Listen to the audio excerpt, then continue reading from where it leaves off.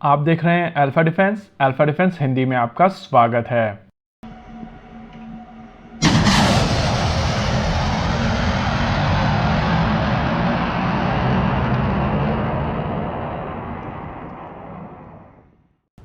आज के इस वीडियो में हम लोग बात करेंगे आईएनएस कोलकाता के बारे में। कुछ दिनों पहले एक न्यूज आई थी कि रॉयल नेवी के टाइप 45 डिस्ट्रॉयर्स को अपग्रेड किया जाएगा और उनमें common anti air modular missile लगाई जाएगी, यानी कि सी सेप्टर। इस फिटमेंट के बाद में टाइप 45 डिस्ट्रॉयर की मिसाइल सिस्टम्स लगभग 50% बढ़ जाएंगी।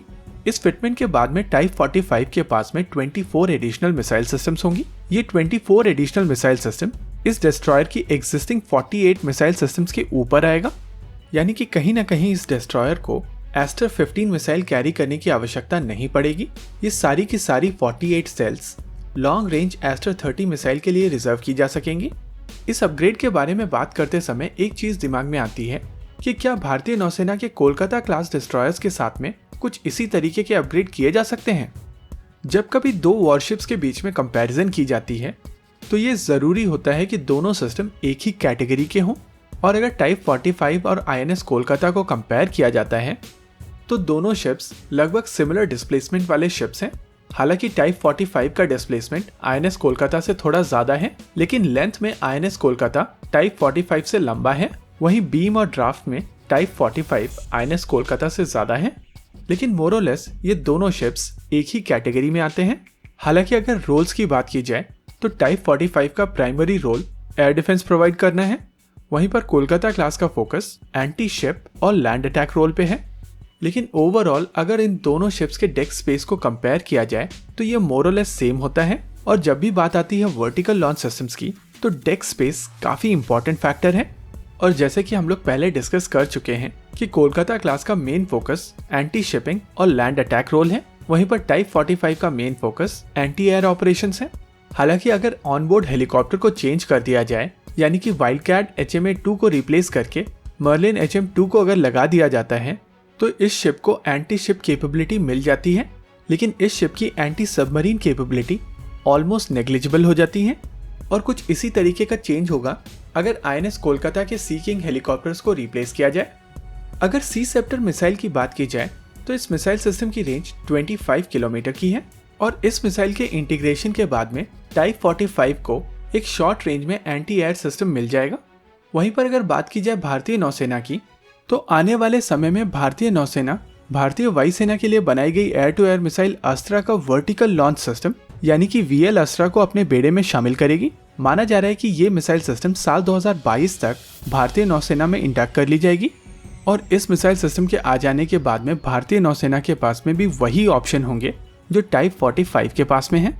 अगर वर्टिकल लॉन्च अस्त्रा की रेंज की बात की जाए तो अलग अलग जगहों पर अलग अलग क्लेम है, लेकिन जो डेटा पब्लिक डोमेन में है उसके हिसाब से इस मिसाइल सिस्टम की एयर टू एयर मोड में रेंज 105 किलोमीटर की है।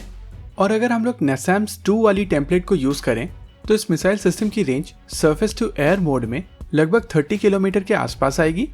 लेकिन अगर VL अस्त्रा के इंटीग्रेशन को लेकर चैलेंजेस की बात की जाए तो सबसे बड़ा क्वेश्चन है कि क्या आईएनएस कोलकाता के ऊपर इतनी स्पेस है।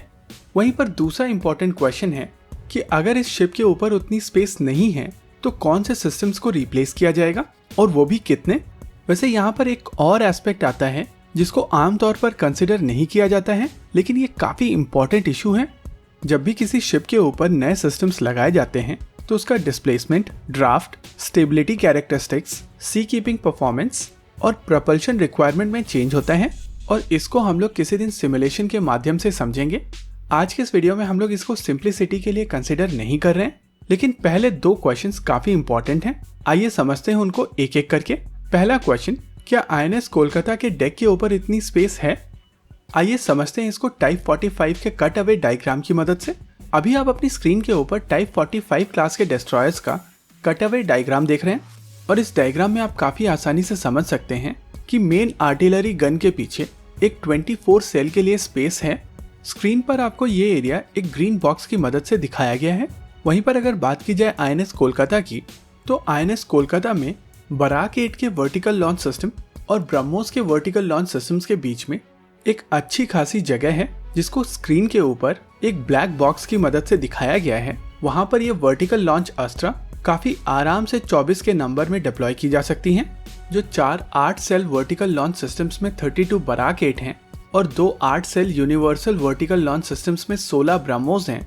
उनके साथ साथ ये 24 वर्टिकल लॉन्च सिस्टम में VL अस्त्रा टोटल मिसाइल के नंबर को बढ़ाकर 72 कर देगा।